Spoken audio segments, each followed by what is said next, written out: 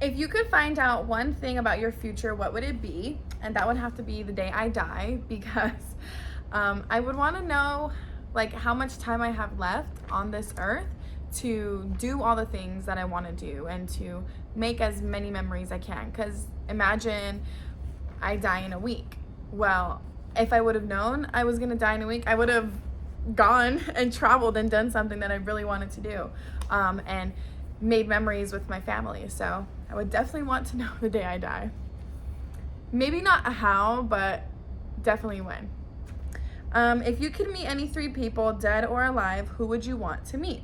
So I have always heard such amazing things about my grandma, which is my mom's mom, and just everybody in my family has always had such kind things to say about her, that she had an amazing voice, such a nice, kind soul, and I just wish I could have met her. She passed away in 1990, and she passed away in 1990, but I wasn't born until 1999, so she was, so it was like 9 years before I was born. But all my aunts, my cousins that are older than me, they all have such amazing things to say, and the way they describe her and talk about her, it's as if I know her.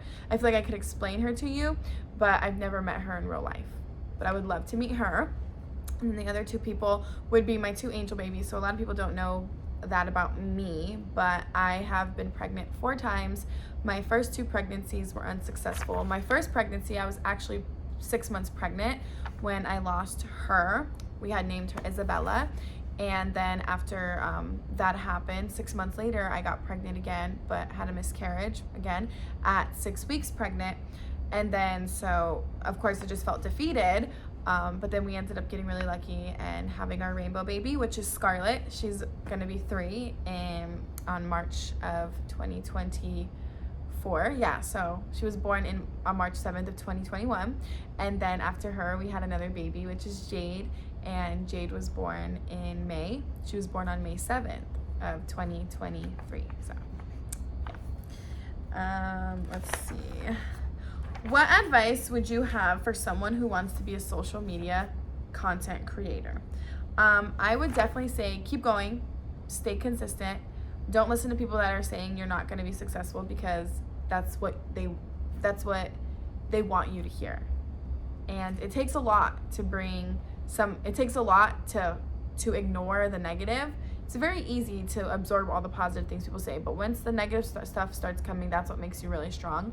And so just ignore it. Just use it as like energy to motivate you to do even better.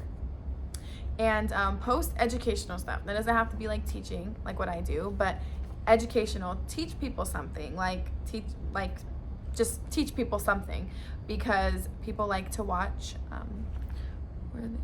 Because people like to watch how to learn. People like to watch, people like to watch educational stuff. They like to learn new things and hear about new stuff. So keep it educational and you'll get the views and the followers. What is something most people who follow you don't know about you? So a lot of people don't know that I was actually a cheerleader for 8 years. I did not do comp, which is competition cheer. I was not fortunate enough growing up for my family. They couldn't afford that.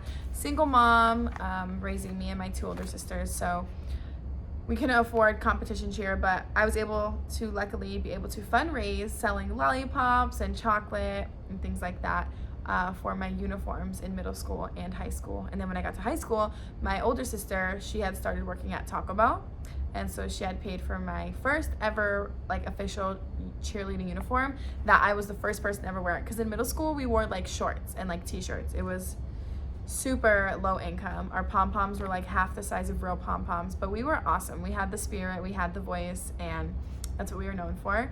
And then in high school, my first 2 years of high school, I wore like hand-me-down uniforms, and then finally my junior year is when I got an actual like legit uniform and a cheer bag and everything. It was fun, but even that was like expensive. That was like over $1,000, and that's crazy. But you can see why I didn't do competition cheer, because that's even more expensive. But yeah, so not a lot of people know that I was a cheerleader for 8 years. I did 3 years in middle school, so 6th, 7th, and 8th grade, and then I did 4 years in high school, varsity all 4 years, as a freshman, sophomore, junior, senior, and then my last 2 years of high school, I was the captain of the varsity cheer squad. I also did track and field. I did run track my freshman year, but then I did field, so throwing and shot put and discus once I was a sophomore and a junior. And then my senior year, I didn't do, did I? I don't remember, but I don't think I did track my senior year because it was just so like overwhelming that time. I also did student council for 4 years, so I was very involved academically and what do they call those? And extracurricular activities. I was very involved in all that good stuff. What would be the one superpower you would choose to have? I have always wanted to fly. Like, I have had dreams of just flying in the sky. I think that's just like so cool. But crazy thing, I'm afraid of heights, so it doesn't really go hand in hand, but I feel like that'll be a really good way to combat my fear of heights. But I love roller coasters, but like I'm terrified of heights. Like if I'm strapped in, I know I'm good. But if I'm like walking on like 3 stories high at like the mall and I look down, I'm like, oh my God, I'm like scared because I can like literally just free fall. But anyways, okay. What's your favorite video that you've ever posted? So my favorite video that I've ever posted is when one of my students last year, and last year was my first year teaching, one of my students, she actually had cancer, and she had been fighting it since she was about like a little less than 3 years old. So when she was about to turn 3, she had found out, and that's how long she was fighting it. And so when she turned a little bit after she turned 6 years old, her mom came up to me and told me that she was cancer free, and we had a big old party and we celebrated her, and it ended with tears, but they were happy tears, and it was an amazing time, and I'm so happy I caught that amazing memory and moment on video, and I got to share it with everybody as well. Okay, what's your goal for where you'll be 3 years from today? So I just want to continue to be happy, continue to be successful, and I also, of course, always want to be more knowledgeable, more educated. I feel like you can't know enough. You can never know enough. There's so much out there to learn, and it just makes you smarter all around. It just makes you a really well-rounded person the more knowledgeable you are. When did I first go viral? I think I went viral back in 2022, so last year I want to say, for April Fools. So what is this, 2023? Okay, so I did the brownies video this year in 2023, which is my first official year of teaching, but when I was doing my student teaching, I did the brownies video as well, and I think that's what really kind of set me up for success in the content creating field. People were like, oh my gosh, I like this girl, like she's pretty creative. And you know, I really didn't even come up with that idea myself. I literally just got it from somebody else that I know, another teacher. But that's the cool thing about social media is not everybody knows everything that everybody else does, so nobody's gonna know unless you share it with others. And so because I shared that with all you guys, everybody's like, wow, I know that, or wow, thanks for that idea. And not always do I come up with these ideas, but I do put them in, like, I manipulate them into a fun way that people can understand the true fun to it, not just like boring and I'm just gonna tell you what it is and you don't actually know the background behind it. Okay, I talk a lot. Who were the first creators you followed on social media? So actually I don't follow any content creators. I don't follow any famous people on social media. I have never been interested in that kind of stuff. And I was just telling my husband that the other day. I think it's so crazy that I don't fangirl over people. Like, I love Janae Aiko. Like, her music is my soul, but I don't know. I feel like if I saw a famous person, I'm just like, oh, hey, what's up? Like, I've never felt like that about like celebrities.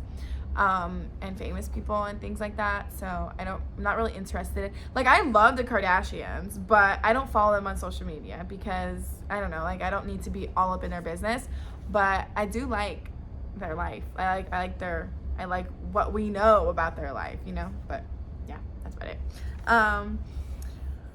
If you had to describe yourself in 4 words, what would they be? So first of all, positive. I'm very positive. I'm always happy. Confident, productive. I am always getting something done. I cannot just sit down. My husband was just telling me last night, Sarah, just sit down, relax. It's Sunday, like, just, and I'm like, I can't. Like, I need to be doing something. I need to be productive. He's like, you're always doing something. And I'm like, I know. That's how I roll. That's how I get things done. I'm productive. What's your favorite holiday? Christmas is my favorite holiday. It's my favorite holiday because it's just an excuse to get with family. And I'm not a religious person. Like, we never practiced religion in our household growing up. But I like to utilize the day of Christmas, the concept of it, not I don't like to utilize it the religious way. I like to utilize it as just an excuse to get with family, because I just love being around family. I love good vibes. I love to eat. I love to cook. I love to just hang out and, you know, just vibe and talk about like our childhood and stuff. And yeah, I love Christmas, and my love language is gift giving. I love giving people gifts. It makes me so happy to see that, wow, I'm a part of making you happy, not just by my kindness and my positivity, but by a gift that I picked out that I thought you might like. Which one of your accomplishments are my most proud of? So which one of your accomplishments are you proudest of? I am most proud of a lot of things, but it's more of like a combination of 3 things into one that I'm super proud of. I am proud of the fact that I married my high school sweetheart. We are literally celebrating our 11-year anniversary October 7th of this year, 2023. We've been dating since 8th grade. And so that is my only boyfriend, my only everything. Like, he is like my one and only. We have 2 beautiful, amazing girls together. We have a home and cars, and we've established so much for ourselves. Not only that, but I also graduated from college with a degree in education. So what I am most proud of is the fact that at the age of 23, I was a mother, a wife, and a teacher at the young age of 23. And so I feel so accomplished about that. That's like a big deal. A lot of people that I know who are my age still haven't gotten to their career yet, or don't have children, or still don't have a spouse. And I feel like because my husband and I worked on that so well, and we just clicked so well when we were younger, and we grew up together, so we grew into each other, and we learned how to grow with each other. We shaped each other very well to our liking for each other, and so now we can just move on from there. So it's kind of like we got a head start in life, which is very good, because life is not long enough. Like, I feel like there's not enough time in our life, in a human lifespan, to do enough. But yeah, that's that. And then the last question, who are my role models? And like I said, I don't really look to like celebrities and, you know, people that are out there on social media as like a role model, because I don't find inspiration in anybody. I find inspiration in myself, but I also find inspiration in my husband. So it's crazy, but I actually, my role model is my husband. Like, being around him all day, every day, like, you really get to know a person, and he is really just like an amazing person. Like, genuinely, he gets things and he understands. He's a realist. So if something happens in our life that's, you know, unfortunate, like, we gotta deal with it now, he handles it so well. He handles everything like so maturely, so real. Like, if something happens, like, well, that's that, and we got to work with it. Like, what are we gonna do? Puts emotions to the side and puts his brain first. Like me, without him, my heart goes first. Like, I always put my heart first and how I feel, how other people feel first. But him, he puts his head first. He thinks like, what needs to happen and how is it gonna affect us in the future? And I am trying to be more like that. Of course, I'm a very emotional, sensitive person, so it doesn't always turn out like that, which is why I have him to balance me out in situations where I need some advice and things like that.